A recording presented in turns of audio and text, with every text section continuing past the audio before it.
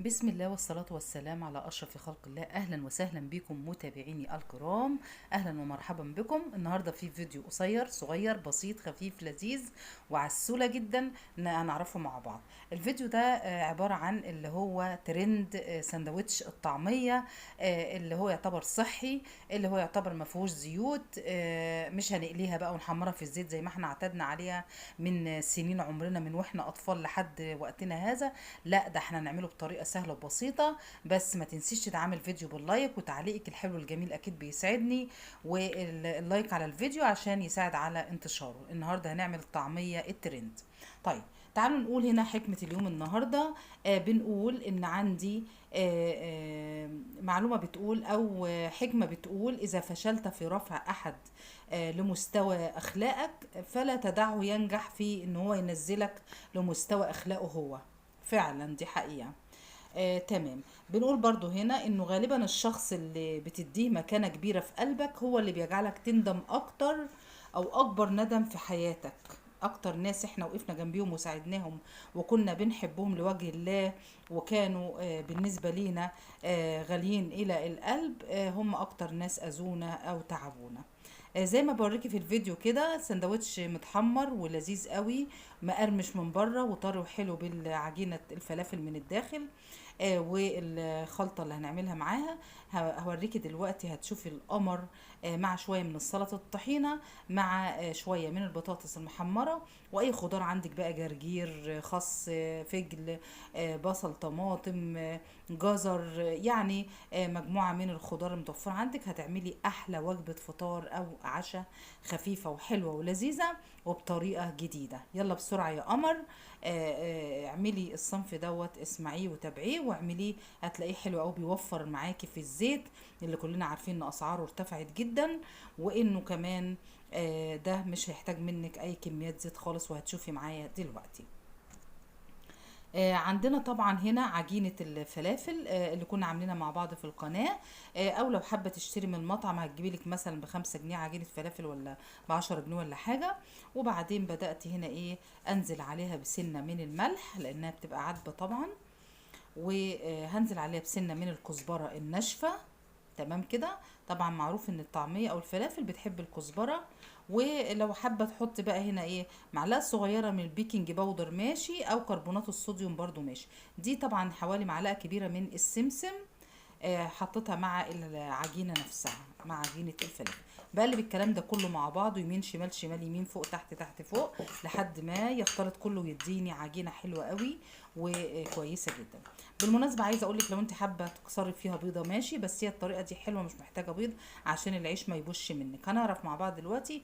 خلي بالك ان لو العيش طازة عن كده، يعني ده يعتبر كان متفرز كمان، فبيبقى يعني شوية مش بيساعدني ان انا اشتغل فيه. لكن انت لو جايبه عيش طازه من المخبز او من الفرن، هيبقى افضل وافضل طبعا، وهيساعدك ان هو ايه، تشتغل عليه الصنف. شيلي وش الرغيف خالص، وهاتي ارضيه الايه الرغيف، وابدأي هنا حطيها ونزلي عليها عجينه الفلافل ده، افرديها عليها. خلاص اهو بالشكل القمر اللي انت شايفاه ده، هتمسك معاكي وتمام وفي منتهى الجمال. طيب، عايزه اقول هنا انه من المنتجات الشركات اللي لازم نقاطعها علشان هي بتدعم الكيان الصهيوني. هي بعض الشركات اللي هقول لك اسمائها دلوقتي. في كل فيديو هحاول اقول لك عدد منها كده، بحيث ان حضرتك تبعدي عن الشركات دي في المنتجات دهيت باي شكل. اعملي مقاطعة علشان نحاول نساعد اخواننا اللي ما قدرناش نعمله في الارض الواقع، نقدر نعمله عن طريق مقاطعة هذه الشركات اللي بتدعمهم، واللي طبعا هنا بتكسبهم ملايين الملايين او مليارات. فاحنا نحاول نعمل مقاطعة يعني. طيب، انا هنا بقى بعمل ايه في سندوتش الفلافل؟ بجيب مقلاية او طاسة بتكون يشترط فيها انها تكون تيفال وما يلزقش فيها، ويا دوبك مسحتها زيت. عارفين يعني ايه مسحتها زيت؟ يعني بالفرشة كده ودهنتها زيت، وانا وريتها لك من شوية. وابدا اقلب عليها وش الرغيف اللي هو ناحيه الفلافل بقى، خلاص، اللي هي عجينه الطعميه، واحطها بالشكل القمر اللي انت شايفاه دهوت، على نار متوسطه، ولا هي عاليه قوي عشان ما تتحرقش، ولا هي هاديه فيقوم تطلع نيه او تطلع تلزق معاكي. خلاص اهو، بضغط عليها بالشكل القمر ده عشان تطول حراره النار. طيب، عايزه اقول لك الشركات دي ليها مين. انا عندي هنا الليبتون، كوكاكولا، تويكس، كيت كات، مارس، نيفيا، اورال بي، الترا دوكس، ريكسونا، شركة بامبرز، ام اند ام، اوريو، نوتيلا، نسلة. شفتي بقى السندوتش بتاعنا طالع قمر ازاي؟ طالع بالطعامه والشكل القمر اللي انت شايفاه دوت. رجعت تاني انا مسحت الطاسه تاني، وهنزل بالرغيف الايه السندوتش التاني اهو زي ما انت شايف. يبقى انا شلت بس الوش بتاعه وسبت الارضيه، وبدات احط العجينه الفلافل بعد ما حطيت عليها التوابل اللي وريتها لك في الفيديو في اوله. وبدات هنا ايه احمرها تطلع بالشكل القمر ده. وارجع تاني اقول لك لو العيش لسه طازه معاكي هيكون افضل بكتير، لانه هيساعدك انك تتنيه بسهوله ويعمل سندوتش سهل يعني ما يتقطعش منك اهو بالشكل القمر ده. طيب هنا بقى دي شويه سلطه الطحينه، او اللي موجود عندك سلطه زبادي، طحينه، زبادي بالخيار، اللي متوفر عندك، كاتشب، مايونيز، اللي موجود عندك، اي صوصات برضو ما فيش اي مشكله خالص. من الشركات برضو هنا شركة بيبسي وسيفن اب وشويبس وسبرايت وزارا، وعندي هنا لاكويست وبوما ودوف واريال واولوز. دي عدد من الشركات يعني يجب علينا ان احنا نتكاتف ونعمل لها مقاطعة.